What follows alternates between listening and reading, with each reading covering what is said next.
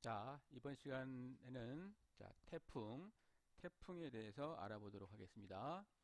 학습 목표부터 확인할게요. 음, 음. 자, 학습 목표는 여기 교과서에 있는 걸로 대체하고요. 자, 음, 태풍이라고 하면 이것은 우리가 이제 전 시간에 온대 저기압에 대해서 배웠었죠. 그죠? 온대 저기압.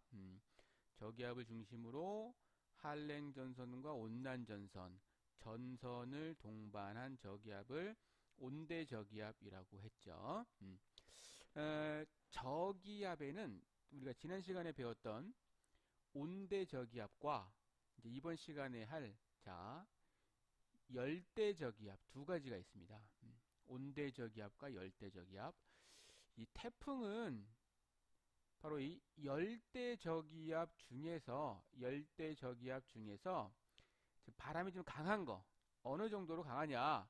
중심 부근의 최대 풍속이 한 17m/s 이상 되는 것, 그것을 우리는 태풍이라고 하는 거예요. 네, 그러니까 어, 열대 저기압 중에서 강한 바람을 동반한 열대 저기압을 우리나라에서는 태풍이라고 부른다. 태풍이라고 부른다 이거죠. 이것을 미국에 가서는 허리케인이라고 부르는 거예요. 허리케인. 이제 지역마다 열대 저기압 중에서 중심 풍속이 17m/s 이상인 것을 뭐 우리 아시아에서는 태풍이라고 부르고 뭐 아메리카에서는 허리케인이라고 부르고 이러는 겁니다. 자, 그럼 이 열대저기압의 일종인 이 태풍은 생성되기 위한 환경적 조건이 있어요. 수온이 좀 높아야 돼요. 예, 물이 따뜻해야 됩니다. 수온이 한 27도 이상이 되는 열대해상. 열대해상. 여기가 이제 어디냐? 위도 한 5도에서 25도 정도 되는 지역입니다. 물론 수온이 높을수록 태풍이 잘 생기는 건 맞아요. 그러니까 적도 부근이 제일 뜨겁잖아요. 그죠? 그러니까 적도 부근에서 태풍이 잘 생겨야 되는 게 맞는데 실제로 적도에서는 생기지 않고 적도 부근, 그러니까 위도 약 한 5도에서 25도, 적도 부근에서 태풍이 발생을 합니다. 그건 왜 그러냐면 태풍이 발생을 하려면 전향력이라고 하는, 바람이 이렇게 휘어지게 하는, 가마도는 그러니까 휘어지게 하는 힘인 전향력이라고 하는 게 필요한데, 이 적도에서는요, 위도 0도 지점에서는 전향력이 없어요. 그렇기 때문에 태풍이 발생을 하지는 않습니다. 그래서 태풍은 환경적 조건이 이래요. 위도 약 5도에서 25도 부근의 저위도 지역이고 수온이 약 27도 이상 되는 열대 해상에서 생깁니다. 그러니까 육지에서는 태풍이 생기는 게 아니에요. 열대 해상에서 생깁니다. 왜냐하면 에너지원이 수증기의 응결열이 에너지원이기 때문에 그래요. 태풍의 에너지원은 수증기의 응결로 발생한 수문열. 이것을 이 수문열을 이제 다른 말로 응결로 발생한 수문열을 다른 말로 뭐라고 하냐? 응결열이라고 그래요. 응결열. 바로 이 응결열이 태풍의 에너지원이에요. 그러니까 수증기가 많이 공급돼야 태풍이 생기는 거예요. 그러니까 태풍이 생기려면 수증기가 많이 공급돼야 돼. 따라서 따뜻한 바다, 열대 해상에서 태풍이 발생을 하게 되는 겁니다. 여기 보면 이제 태풍의 발생 과정이 이렇게 표시가 되어 있죠. 그죠? 저위도의 따뜻한 열대 해상에서 열과 수증기를 공급받은 공기가 상승해. 음. 여기 이제 열대 해상이야. 여기 이제 따뜻하니까 주변보다 온도가 높으니까 가볍잖아요. 그죠? 그러니까 위로 이렇게 뜬다고요. 뜨면서 이렇게 구름이 생겨요. 상승해. 자, 이런 현상은 육지에서도 생겨요. 육지에서도 육지가 가열되면 주변보다 온도가 높기 때문에 상승해서 구름을 형성하거든요. 그죠? 자, 그런데 이제 어떤 차이가 있느냐? 공기가 상승하면 어떻게 됩니까? 온도가 점점점 낮아지지요. 낮아져서 이제 무거우니까 어때? 더 이상 상승하지 않고 멈춰요. 멈추면서 이제 상승 기류가 이제 약해지는 거거든. 그러면서 이제 구름이 한 요 정도까지만 이렇게 생기는 거예요. 그런데 이 뜨거운 바다에서 공급된 수증기를 많이 함유한 공기는 자, 위로 상승합니다. 그럼 어떻게 되는지 자, 수증기가 물방울로 응결하면서 구름이 생기는 거잖아요. 그죠? 그때 뭐야? 많은 응결열이 이렇게 방출돼요. 공기가 뜨거워진다고. 그러니까 위로 올라가면서 식어야 되는데 위로 올라가면서 식지 않고 응결열 때문에 계속 뜨거워요. 그럼 어떻게 되겠어? 이 상승기류가 멈춰 안 멈춰? 안 멈추고 계속 올라가는 거예요. 상승기류가 멈춰지지 않고 계속 상승하기 때문에 이 아랫부분에서 어떻게 되겠어? 여기 있던 공기가 계속 빨려 올라가니까 주변에 있던 공기가 불어 들어오는 거죠. 그러면서 여기 이렇게 회오리 형태의 바람이 생기는 거예요. 그러면서 이렇게 강한 태풍이 형성이 되는 겁니다. 높은 구름과. 예. 생성 원리는 이렇게 되는 거예요. 그러니까 자, 정리를 하면 태풍은 에너지원이 뭐냐면 수증기가 물방울로 응결할 때 생기는 응결열이 에너지원이에요. 그 응결열 때문에 상승하는 공기가 차가워지지 않고 계속해서 상승하는 거거든. 그래서 회오리 형태의 바람이 생기는 거거든요. 아래쪽에서. 따라서 태풍은 뜨거운 바다 열대 해상에서 생긴다. 그런데 적도에서는 안 생긴다. 전향력이 없기 때문에 적도에서는 안 생긴다. 그 조건이 어느 정도 되느냐? 위도는 약 한 5도에서 25도 정도 되는 지역이고 수온이 약 27도 이상 되는 지역이다. 그런데 우리 이제 지구 온난화 때문에 이 수온이 점점 높아지잖아요. 이러다 보니까 이 범위를 넘어서는 고위도 지역에서도 이런 조건을 만족시킬 때가 있어. 그럼 거기서도 태풍이 생길 수 있어요. 네, 태풍이 생길 수 있습니다. 그래서 태풍의 발생 조건에 대해서 알아봤고요. 자, 이게 지금 보면 태풍의 이게 단면을 그린 거예요. 예. 보통 한 이 반지름이 한 태풍이 보통 이만 수백 킬로미터 정도라고 되어 있는데 이 반지름이 보통 한 500킬로미터 정도 돼요.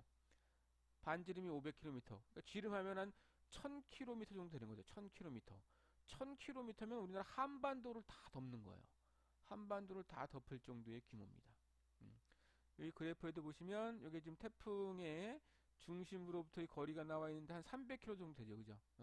300km. 한 몇백 킬로미터 정도의 규모로 이루어져 있다. 태풍은. 자, 그리고 이제 이 태풍에서는 자, 공기가 태풍 아까 역시 뭐라 했어요? 열대 저기압이라 그랬죠? 자, 기억을 되짚어 봅시다. 저기압에서는 어떻게 돼요? 반시계 방향으로 시계 반대 방향으로 바람이 불어 들어가죠. 이런 식으로 이렇게 불어 들어가죠. 시계 반대 방향으로 불어 들어가죠. 그죠? 시계 반대 방향으로 불어 들어가면서 자, 저기압이니까 무슨 기류? 상승 기류가 형성된다. 상승한다. 상승한다. 자, 근데 여기 좀 태풍의 구조 중에서 좀 특이한 부분이 있어요. 예, 뭐냐면 이 태풍의 눈이야. 태풍의 눈. 태풍의 눈이라고 하는 것은 이 태풍의 중심부를 말하는 겁니다. 태풍의 중심부. 자, 태풍은 자, 시계 반대 방향으로 회전하면서 중심부에서 상승 기류가 형성이 된다 그랬는데 자, 이 상승한 공기는 자, 위로 이렇게 올라가면 대부분 다 이렇게 바깥으로 이제 이렇게 퍼져 나가는 거예요. 아래쪽이 저기압이면 위에는 고기압인 거거든요. 이렇게 퍼져 나가는 거거든요. 그런데 일부가 이렇게 상승했던 공기가 대부분은 바깥으로 퍼져 나가지만 일부 공기는 다시 아래로 내려와요. 이렇게 하강 기류가 생깁니다. 그래서 태풍의 중심부에서는 요 화살표 보세요. 태풍의 중심부에서는요, 이렇게 하강 기류가 형성이 돼. 하강 기류. 하강 기류가 형성이 되면서 어떻게 되느냐? 바람이 약하고 날씨가 맑아요. 하강 기류니까 구름이 안 생기잖아요. 그죠? 그래서 태풍의 중심부에는요, 구름 한 점 없습니다. 맑아요. 그리고 바람도 거의 없어요. 바람도 거의 없어요. 음. 아이러니하죠. 그죠? 그러니까 이 주변부 있죠. 요 중심의 주변부는 상승 기류가 제일 강해요. 여기. 제일 강해. 제일 강하기 때문에 여기는 바람도 제일 세고 비도 많이 와요. 근데 중심부는 고요해요. 네, 바람도 없고 비도 내리지 않고 아주 맑은 날씨를 보입니다. 우리는 그런 부분을 태풍의 눈이라고 한다. 태풍의 눈, 태풍의 눈. 그래서 이제 여기 보시면 자, 태풍에서 기압은 역시 기압은 얘도 어찌됐건 저기압이니까 중심부에서 기압이 제일 낮아요. 여기가 기압이 제일 낮아. 기압이 제일 낮아. 자, 요 아래쪽에 있는 그래프 한번 볼게요. 자, 이게 지금 주황색으로 표시되어 있는 게 이게 지금 기압 그래프입니다. 파란색이 풍속 그래프예요. 보세요. 자, 기압은 여기가 중심이야. 제로니까 그죠? 0이니까. 자, 중심부에서 기압이 제일 낮아. 자, 그런데 풍속은 중심부에서 제일 센 게 아니고 중심부 주변. 그러니까 태풍의 눈 주변부에서 바람이 제일 강하다 이거죠. 바람이 제일 강하다 이거죠. 그래서 태풍의 구조 중에서는요, 우리가 이 태풍의 눈이라고 하는 부분을 좀 주목할 필요가 있습니다. 그래서 이렇게 태풍을 위에서 하늘에서 이렇게 내려다보잖아요. 그러니까 둥그렇게 동심원 형태의 구름이 형성되어 있는데 가운데는 구멍이 뻥 뚫린 것처럼 보여. 여기는 구름이 없거든요. 그죠? 네. 이렇게 태풍의 구조에서 태풍의 눈. 잘 기억합시다. 자, 다음 페이지 넘어갈게요. 자, 태풍의 이동 가겠습니다. 태풍의 이동. 자, 일단 일기도에서 태풍은 자, 이런 식으로 그려요. 보세요. 어떤 특징을 가지고 있지? 등압선이 조밀한 동심원 모양을 하고 있어요. 등압선이 조밀한 동심원 형태를 하고 있어요.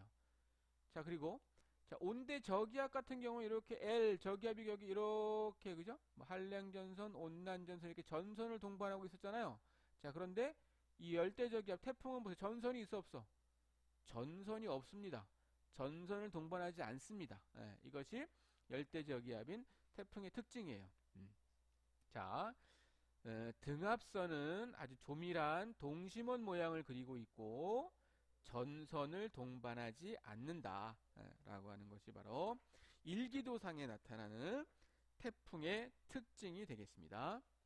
자, 근데 이제 이 태풍은 자, 아까 얘기했듯이 이 0도에 5도에서 25도 정도 이렇게 열대해상, 이 열대해상에서 만들어지는 거예요. 열대해상에서 만들어진 이 태풍은 자, 고위도로 이동을 합니다. 고위도로 이동을 해요. 여기서 만드는 태풍 이렇게 저위도로 내려가진 않아요. 저위도로 내려가진 않아요. 고위도로 이동을 합니다. 요거는 이제 그 다음 페이지에서 나와요. 왜 그런지 설명을 하겠습니다. 자, 일단 지금은 자, 이 5도에서 위도 5도에서 25도에서 만들어진 이 태풍은 자, 고위도로 이동해요. 그런데 이렇게 직선으로 이동하는 게 아니야. 자, 위로 올라가려고 봤더니 자, 저위도 부근 0도에서 30도 부근에서 부는 대기대순환의 바람, 대기대순환의 바람 그게 바로 뭐죠? 무역풍이죠. 무역풍은 동풍 계열의 바람입니다. 이렇게 무역풍이 불어요. 동쪽에서 서쪽으로 무역풍이 이렇게 불어요. 그러니까 북상하려고 하는 태풍이 어떻게 되겠어? 왼쪽으로 서쪽으로 이렇게 밀리면서 올라간다고요. 서쪽으로 이렇게 밀리면서 올라가요. 자, 그런데 자, 이제 위도 30도를 넘어서면 자, 위도 30도에서 60도 사이에서는 이제 무슨 대기대순환의 바람이 있죠?